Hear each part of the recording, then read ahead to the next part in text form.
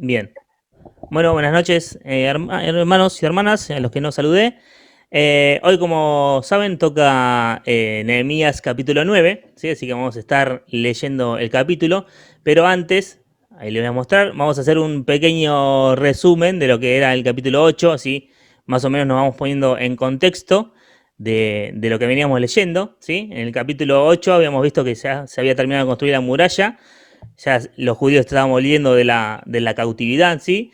Y en el mes séptimo, como habíamos visto, era un mes muy importante para el pueblo porque era el mes de las fiestas solemnes que llegaron a empezar a festejar y a celebrar, ¿no? Y en ese capítulo vemos que el pueblo le pide a los escribas, ¿sí? A Esdras y a los sacerdotes que los ayuden a entender la palabra de Dios, ¿sí? Las escrituras. Y el pueblo va entendiendo y vemos que llora porque va entendiendo lo que Dios les quería decir y empiezan a festejar o a celebrar las fiestas solemnes, ¿sí? La del séptimo mes. Así que vamos a empezar y vamos a ver cómo comienza un gran avivamiento en el pueblo, ¿sí? Así que vamos a empezar a leer el capítulo 9 de Nehemías. eh, Vamos leyéndolo completo, son varios versículos, pero es un capítulo muy lindo porque vemos cómo el pueblo empieza a entender todo lo mal que estaban haciendo, que habían hecho, y cómo Dios es siempre fiel, ¿no? Entonces leemos. Dice, el día 24 del mismo mes, ¿sí? Del mes séptimo, se reunieron los hijos de Israel en ayuno y con cilicio y tierra sobre sí. Y ya se había apartado la descendencia de Israel de todos los extranjeros, y estando en pie, confesaron sus pecados y las iniquidades de sus padres. Y puestos de pie, en su lugar, leyeron el libro de la ley de Jehová, su Dios, la cuarta parte del día, y la cuarta parte confesaron sus pecados y adoraron a Jehová su Dios. Luego se levantaron sobre la grada de los levitas Jesúa, Bani, Cadmiel, Sebanías, Buni, Serebías, Bani, Kenani, y clamaron en voz alta a Jehová su Dios. Y dijeron los levitas, Jesúa, Cadmiel, Bani, Esabnías, Serebías, Odías, Sebanías y Petaías, levantaos, bendecid a Jehová vuestro Dios desde la eternidad hasta la eternidad, y bendígase el nombre tuyo, glorioso y alto, sobre toda bendición y alabanza. Tú solo eres Jehová, tú hiciste los cielos y los cielos de los cielos, con todo tu ejército, la tierra y todo lo que está en ella, los mares y todo lo que hay en ellos. Y tú vivificas todas estas cosas y los ejércitos de los cielos te adoran. Tú eres, oh Jehová, el Dios que escogiste a Abraham y lo sacaste de Ur de los Caldeos y le pusiste el nombre Abraham, y hallaste fiel su corazón delante de ti, e hiciste pacto con él para darle la tierra del cananeo, del eteo, del amorreo, del fereceo, del jebuseo y del jerjeseo, para darla a su descendencia, y cumpliste tu palabra, porque eres justo. Y miraste la aflicción de nuestros padres en Egipto, y oíste el clamor de ellos en el mar rojo, e hiciste señales y maravillas contra Faraón, contra todos sus siervos y contra todo el pueblo de su tierra, porque sabías que habían procedido con soberbia contra ellos, y te hiciste nombre grande como en este día. Dividiste el mar delante de ellos y pasaron por medio de él en seco, y a sus perseguidores echaste en las profundidades como una piedra en profundas aguas. Con columna de nube los guiaste de día y con columna de fuego de noche, para alumbrarles el camino por donde habían de ir. Y sobre el monte de Sinaí descendiste y hablaste con ellos desde el cielo, y les diste juicios rectos, leyes verdaderas y estatutos y mandamientos buenos, y les ordenaste el día de reposo santo para ti, y por mano de Moisés tu siervo les prescribiste mandamientos, estatutos y la ley. Les diste pan del cielo, en su hambre y en su sed les sacaste aguas de la peña, y les dijiste que entrasen a poseer la tierra por la cual alzaste tu mano y juraste que se la darías. Mas ellos y nuestros padres fueron soberbios y endurecieron su cerviz y no escucharon tus mandamientos. No quisieron oír ni se acordaron de tus maravillas que habías hecho con ellos, antes endurecieron su cerviz y en su rebelión pensaron poner caudillo para volverse a su servidumbre. Pero tú eres Dios que perdonas, clemente y piadoso, tardo para la ira y grande en misericordia, porque no los abandonaste. Además, cuando hicieron para sí becerro de fundición y dijeron, este es tu Dios que te hizo subir de Egipto, y cometieron grandes abominaciones, tú, con todo, por tus muchas misericordias, no los abandonaste en el desierto. La columna de nube no se apartó de ellos de día, para guiarlos por el camino, ni de noche la columna de fuego, para alumbrarles el camino por el cual habían de ir. Y enviaste tu buen espíritu para enseñarles, y no retiraste tu maná de su boca, y agua les diste para su sed. Los sustentaste 40 años en el desierto, de ninguna cosa tuvieron necesidad, sus vestidos no se envejecieron, ni se hincharon sus pies. Y les diste reinos y pueblos, y los repartiste por distritos, y poseyeron la tierra de Seón, la tierra del rey de Esbón, y la tierra de Og, rey de Basán.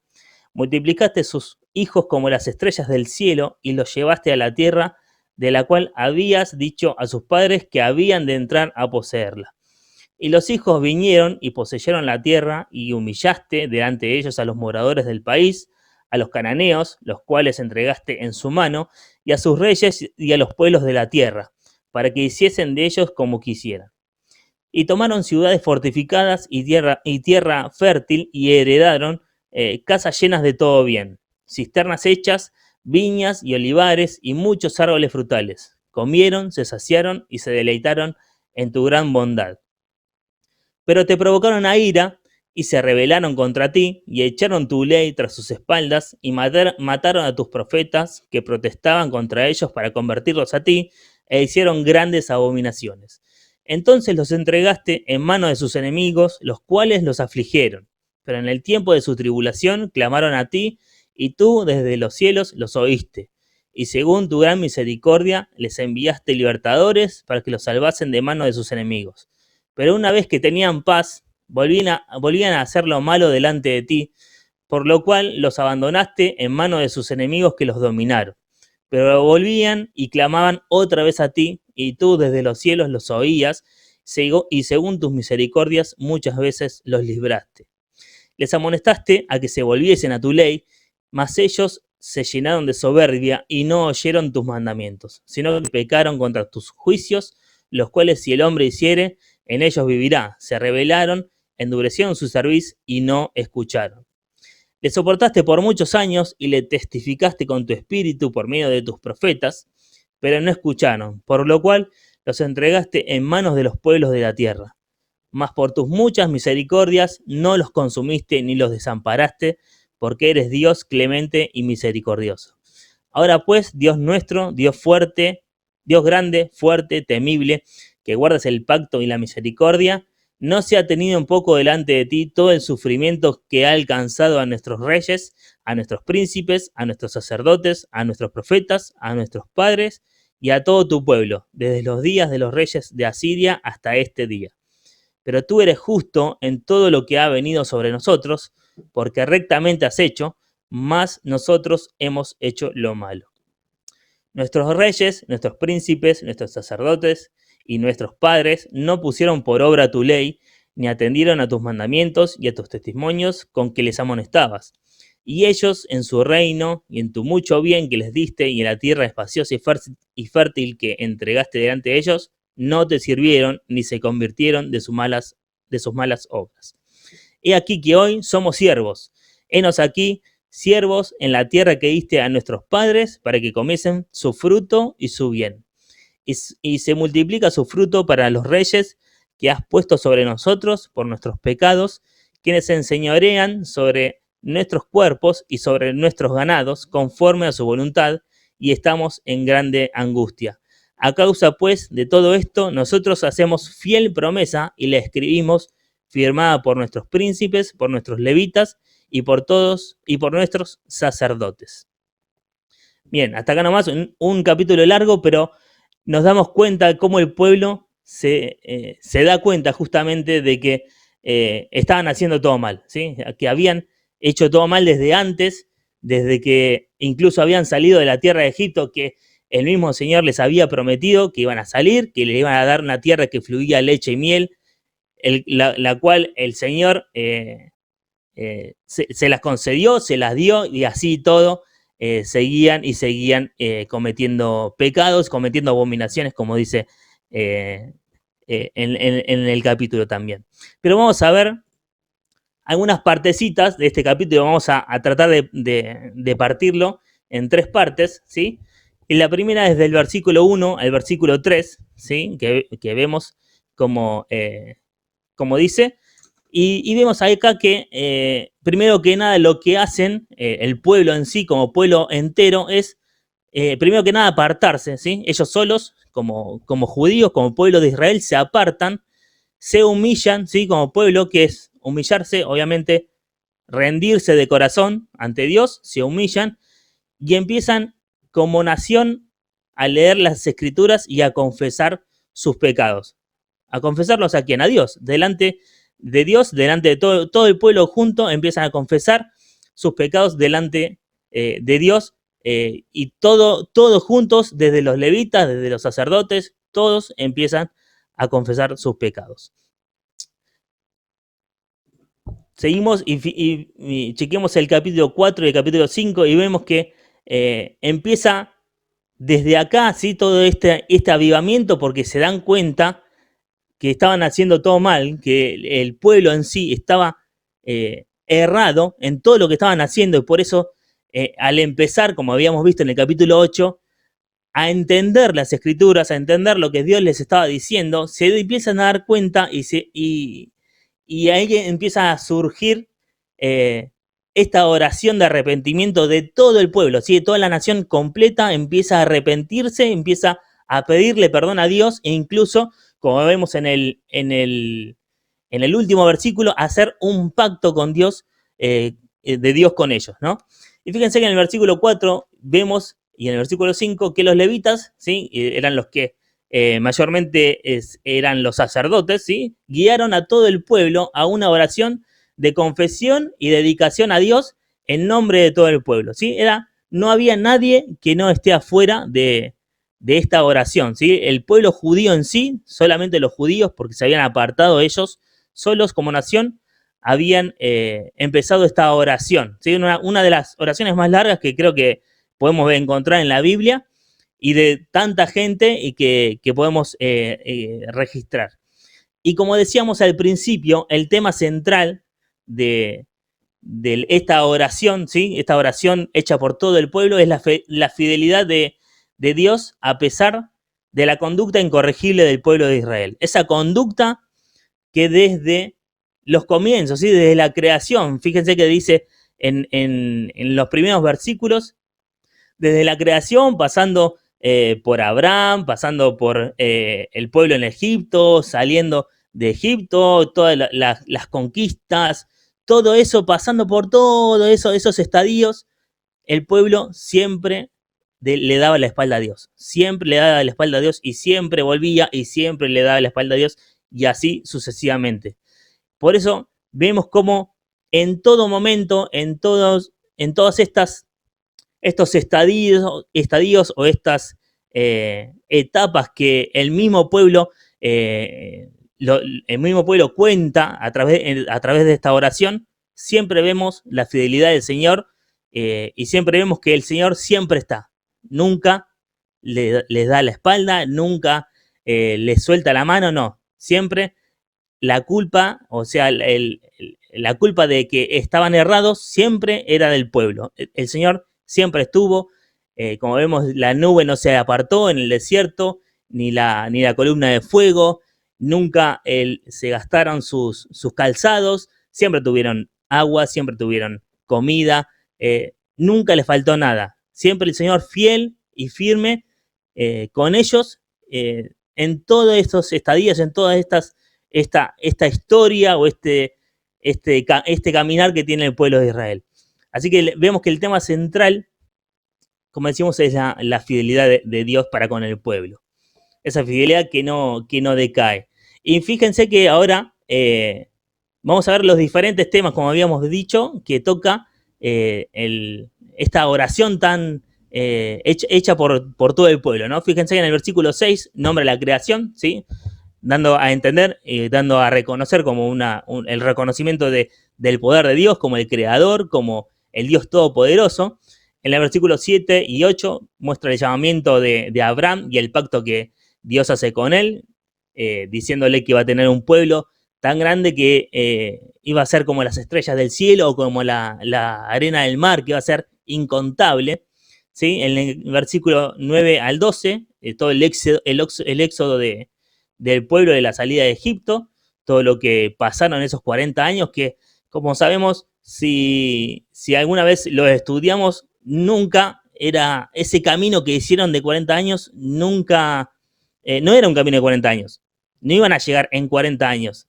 El Señor hizo que tarden 40 años en llegar por todo lo malo que estaban haciendo. Era un camino de muy poco tiempo, no era un camino de 40 años. Si ustedes agarran un mapa, el trayecto era largo, pero no era tan largo como para tardar 40 años. Pero el pueblo, en su endurecimiento de cerviz, como dice también el capítulo, tardaba 40 años porque el Señor así lo quería y era su voluntad, ¿no? En el versículo 13 y en el versículo 14 mencionan lo que es la ley dada en el monte Sinaí, ¿sí? Los 10 mandamientos. En el versículo 15, la provisión milagrosa de Dios durante todos estos 40 años en el desierto, ¿sí? Que no siempre tuvieron el maná. Cuando se quejaron de que el maná se habían asqueado del maná, les daba carne con las perdices, les daba agua, y aún así el Señor les cumplía todo y ellos seguían dándole la espalda, ¿sí? Y no reconociendo que era el Dios de ellos, ¿no? Y fíjense que también en el versículo 16 al 21 va mostrando las frecuentes rebeliones de Israel en el desierto, ¿sí? Todas haciendo el contraste con toda la bondad que el Señor tiene y no se agota. Siempre el pueblo le daba la espalda y siempre el Señor estaba ahí, siempre el pueblo erraba, siempre el pueblo incluso hacían sus propios dioses, como vimos, generaban el becerro de oro, y Moisés se había ido y pensaban que Moisés ya no iba a volver nunca más, y bueno, adoremos a otra cosa, así como si nada, y de la nada se iban y adoraban a otros dioses, se creaban sus propios dioses, y aún así, cuando el Señor aparecía, ellos otra vez volvían a él, y aún así la bondad del Señor sigue siendo inagotable y ellos igual seguían dándole la espalda, ¿no? En el versículo 22 al 25 vemos la conquista de Canaán, lo que se le había prometido desde los primeros tiempos, ¿sí? Desde la salida de Egipto. El 26 al 28 vemos la era de los jueces, ¿sí? Antes de los reyes que iban a tener Israel. En el versículo 29 al 31 vemos todas las advertencias que el Señor les da al pueblo y que el pueblo directamente las rechaza, ¿sí? No las atiende, no les da bolilla, no escucha a Dios, y aún así el Señor les sigue en su bondad y en su misericordia y en su fidelidad, les seguía advirtiendo lo que les iba a pasar y les advertía, y aún así el pueblo seguía y seguía cayendo en su pecado, ¿no?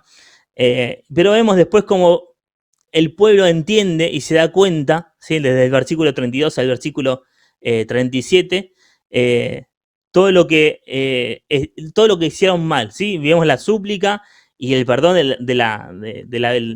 y la liberación de las consecuencias de la cautividad, ¿sí? Todo lo que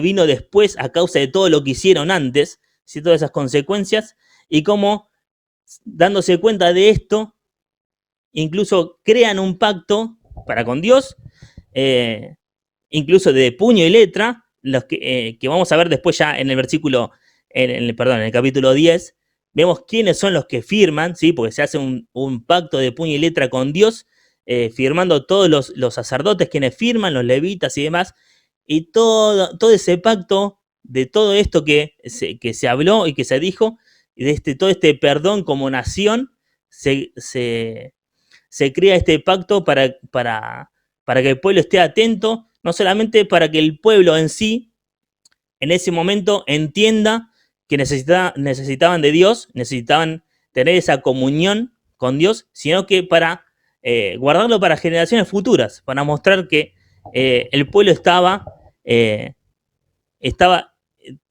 con un pacto, o sea, estaba en relación estrecha con Dios y que este pacto iba a seguir para generaciones futuras. Entonces, más que nada también para guardarlo, para mostrarle a los que venían que este pacto seguía vigente, ¿no?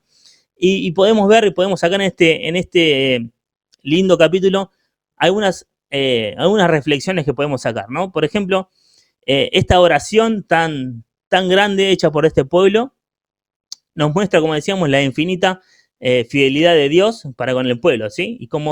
Y lo podemos traspolar a nosotros hoy en día, ¿sí? Obviamente no somos perfectos, no somos los más adecuados para servir a Dios, pero aún así todo el Señor está, el Señor es fiel con nosotros, el Señor nunca nos da la espalda, siempre nos da la mano para que nosotros nos podamos apoyar en Él, y Él así, y todo, y nosotros, a pesar de no ser perfectos, el Señor siempre está, ¿sí? La fidelidad del Señor siempre está. También esta oración muestra que la misericordia y la gracia de parte de Dios son los pilares, como decíamos, fundamentales para que Israel pueda seguir siendo una nación bendecida, ¿sí? Si no entendían esto, no entendían que la misericordia y la gracia eran de parte del Señor, la nación iba a ir por mal camino, pero por eso sabemos que para que sea bendecida, no solamente tenían que humillarse, sino que tenían que entender que necesitaban de Dios, ¿no? Y en nuestra vida pasa exactamente lo mismo. No podemos ir por nuestros propios caminos y sabemos que si vamos por nuestros propios caminos y nuestras propias decisiones, vamos a ir mal, ¿sí? Nuestro camino no va a ser un camino recto. Hace un ratito en una de las oraciones los chicos decían justamente que le dábamos gracias a Dios por saber que Él está en nuestra vida para tomar las mejores decisiones, para saber que podemos seguir adelante, para saber entender sobre todo que podemos tomar las mejores decisiones que Él nos puede dar, y eso es lo mejor que tenemos, ¿sí? Como hijos de Dios sobre todo, poder entender que de su mano nos puede ir bien, ¿sí? No solamente, y ni siquiera hablo de las cosas materiales, sino de estar bien uno mismo, ¿sí? De espíritu, mentalmente, espiritualmente, cuando uno obra entendiendo esa misericordia y esta gracia que el Señor nos da, nos damos cuenta que somos bendecidos, ¿sí? Somos bendecidos de parte de Dios. Esta oración también nos muestra que el pueblo reconoció que el problema eran ellos, no era Dios el problema, ¿sí? Y lo bueno que en esta oración de arrepentimiento, en este pacto que hicieron, se dieron cuenta que había una forma de resolver esta comunión por afuera, o esta relación que habían roto con Dios, ¿sí? Entonces está la manera y está la solución de parte del pueblo para darse cuenta que podían volver a tener esa conexión con Dios haciendo esta oración de arrepentimiento de todo el pueblo, ¿sí? Y por eso vemos en el último versículo, los últimos, que se crea un pacto tal que de parte del pueblo como ejemplo a las generaciones futuras, como decíamos, para dejar por escrito, para mostrar que aún la oración y la confesión son importantes, ¿sí? Para nuestra vida, pero nunca hay que dejar de lado la obediencia, ¿sí? Siempre sabemos que si confesamos nuestros pecados, orando obviamente, el Señor nos va a bendecir, nos va a responder, pero nuestra vida tiene que ser una vida de obediencia, ¿sí? Porque no podemos, si bien podemos estar confesándonos a cada rato, ¿sí? En oración, nuestra vida siempre tiene que estar en obediencia, siguiendo lo que el Señor quiere y obviamente haciendo lo que dice en su palabra, ¿no? Por eso también vemos que esta oración hecha por el pueblo nos da a entender que el pueblo entendió, o sea, valga la redundancia, el pueblo entendió que necesitaban de Dios. Y podemos hacer un paralelismo, como decíamos, con nosotros y sacar unos puntos para reflexionar, ¿sí? Si alguna vez estuvimos alejados de Dios o estamos alejados de Dios bueno, esto se está grabando, así que si hay alguna persona que está viendo esto, que está alejada de Dios, primero que nada, si no conoce a Dios como su Salvador, puede aceptar a Cristo como su Salvador Y si ya es hija de Dios y está separada de Dios, está apartada de Dios, que sepa que, que Dios nunca la soltó. Siempre está Dios, está fiel y firme, esperando que uno se dé cuenta que tiene que volver a Él, ¿sí? Y por eso podemos usar estos puntos o estos pequeños puntos que puse acá, usando de ejemplo al pueblo de Israel, y podemos, para obviamente volver a tener una comunión con Dios, ¿no? Primero que nada, apartarse de toda persona que no sea hija de Dios, sí, cortando relación con aquella gente que nos haga mal, ¿sí? Que nos haga desobedecer a Dios sobre todo y haciéndonos errar. Obviamente después demostrándoles a esa persona a través del testimonio que podemos dar que necesitan ellos también de Dios, ¿no? Humillarse, ¿sí? Rendirnos de corazón delante de Dios, confesarle nuestros pecados en oración, como hizo el pueblo y como podemos hacer nosotros para poder tener esta relación con Dios y volver a tenerla, ¿sí? Si es que la hemos perdido. Leer la palabra de Dios, ¿sí? Leer la Biblia, obviamente. Gracias a Dios nosotros la tenemos completa y no como el pueblo que apenas tenía el Pentateuco y algunos escritos de algunos profetas. ¿Sí? Nosotros, gracias a Dios, la tenemos completa y podemos entender y podemos conocer a Dios en profundidad leyendo la palabra y entendiendo lo que Dios quiere para nosotros y podemos incluso saber lo que Dios piensa de nosotros y lo que Dios quiere para nosotros. ¿Sí? También, obviamente, en oración confesamos nuestros pecados, como decíamos, delante de Dios. No hace falta, como dice otro versículo de la palabra, cierra la puerta de tu cuarto y adentro, en tu cuarto, confiesa al Señor y lo que el Señor escucha, obviamente en secreto, después en público lo va a recompensar. No hace falta confesar nuestros pecados en público porque es algo totalmente íntimo que podemos tener con el Señor. Y por último, obviamente, obedecer a su palabra, ¿sí? Obedecerlo por medio de su palabra y entender que necesitamos que el Señor nos guíe en nuestra vida, no solamente para nosotros mismos, sino que poder entender que si le obedecemos podemos ser herramientas, herramientas para la obra, ¿sí? Obviamente, herramientas para predicar el Evangelio, para trabajar para su obra, para extender la palabra. Obviamente, como siempre decimos, empezando desde adentro de casa, ¿sí? Y desde casa, extendiéndolo a todos los que podamos y para que puedan conocer el mensaje del Señor y el mensaje de salvación para cada uno de ellos, ¿sí?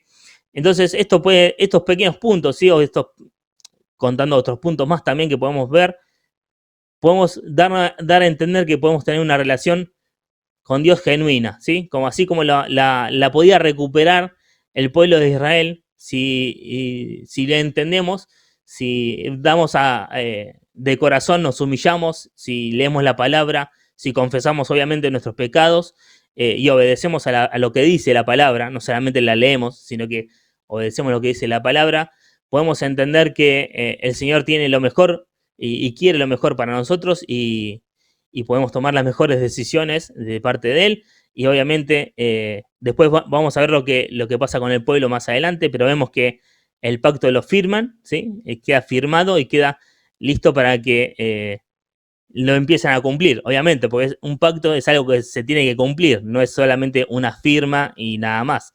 Si hay, si es un pacto, se ponen reglas, se pone condiciones y demás, y bueno, es obviamente algo que se tiene que después que cumplir. Así que podemos entender que esto también lo podemos traer a nuestra vida, ¿sí? Y obviamente el pacto que nosotros tenemos en nuestra vida es el pacto que hicimos con el Señor Jesús, que Él entregó su vida por cada uno de nosotros y nosotros obviamente gracias a esta obra magnífica podemos ser hechos hijos de Dios gracias a este pacto que el Señor Jesús hizo con cada uno de nosotros. Así que podemos darle gracias a Dios por esto y poder entender que el Señor siempre está esperando que nosotros, y que nosotros lo llamemos, ¿sí? Él siempre es fiel, siempre nos espera y siempre, obviamente, está con los brazos abiertos, esperando que nosotros nos demos vuelta y entendamos que no hay que darle la espalda, sino que de su mano y siempre aferrados a su fidelidad, a su misericordia, a su gracia, como decíamos, podemos ser mejores personas, obviamente, y tener una buena comunión con el Señor. Así que el Señor nos bendiga, que podamos entender esto, que podamos reflexionar también con lo que leímos. Y bueno, y gracias, hermanos, por escucharnos y nos estamos viendo el jueves que viene.